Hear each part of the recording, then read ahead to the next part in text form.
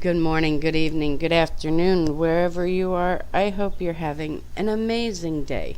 Yes, I did just look down to see if it was muted or not. It is Friday, April 16th, 2014, and we're going to continue with Ruth Chapter 3.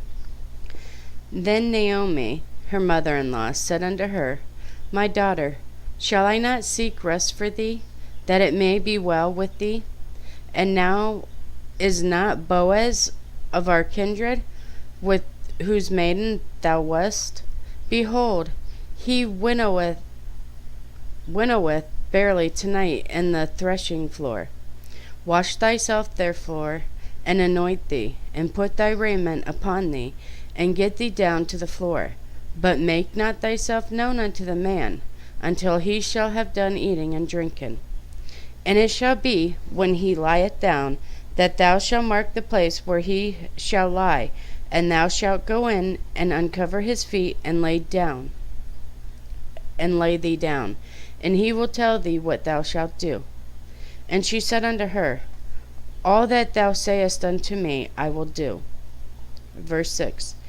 And she went down unto the floor, and did according to all that her mother-in-law bade her.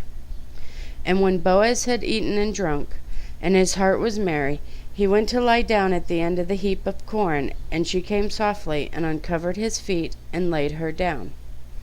And it came to pass at midnight, that the man was afraid, and turned himself, and behold, a woman lay at his feet. And he said, Who art thou? And she answered, I am Ruth, thine handmaid. Spread therefore thy skirt over thine handmaid, for thou art a near kinsman. And he said, Blessed be thou of the Lord, my daughter, for thou hast showed me kindness in the latter end than at the beginning, inasmuch as thou followed not yet young men, whether poor or rich. And now, my daughter, fear not, I will do to thee all that thou requirest, for all the city of my people doth know that thou art a virtuous woman.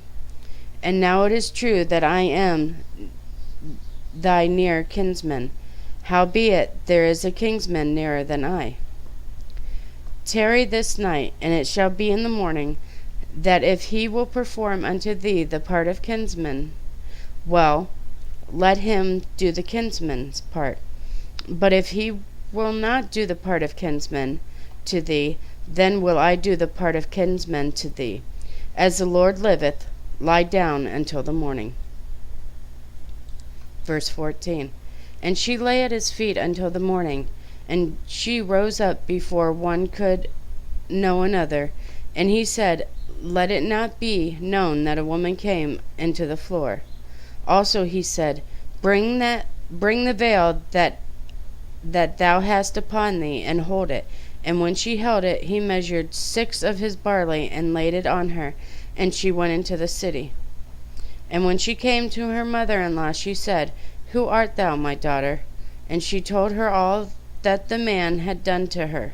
And she said, These 6 measures of barley gave he me, for he said to me, Go not empty unto thy mother-in-law. And the last verse for chapter 3 is verse 18. Then said she, Sit still, my daughter, until thou know how the matter will fall. For the man will not be in rest until he have finished the thing this day.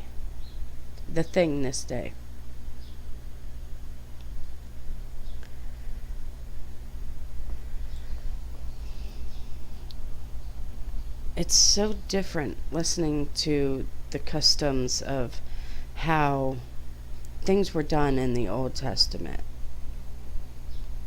Nowadays there's more shacking and packing than there is virtue. People would rather go and get to know the person before they trust them to marry them. Where in the old days, they did as they were told, and they were united to who they were told. He pretty much told her that there is a younger gentleman in the family that's kinsman to her that would be more appropriate. But if he chose to not be married to her, then he himself, Moab, would marry her. It's it's nice to know that they didn't have to sexually know each other before they got into bed with each other. They trust the Lord, that the Lord would would provide the love, would provide the companionship. So many people nowadays just rush into relationships, and that just because the sex is good, or the fact that the person is good looking. Oh, that man is handsome and he's got money. He'll be a good provider. So they jump in bed with him thinking that's how they're going to get to know him instead of asking the Lord.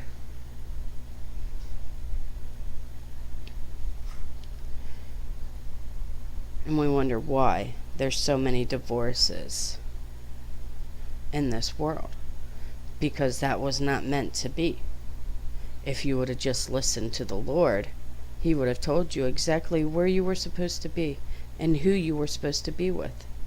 And you wouldn't have had to go through that divorce.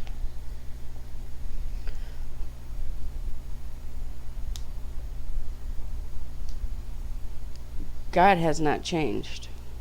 The generations and their thinking on how things should be has changed.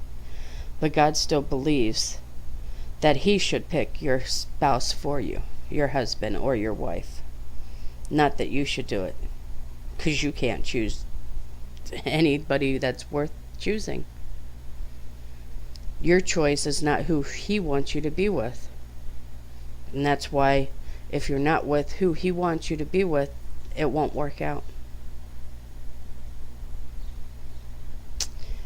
It's funny how even the Old Testament connects with the New Testament, even though you don't want to see it. Peace be in you, my brothers and sisters. May the Lord have mercy on us all. I love you guys so very much. God bless.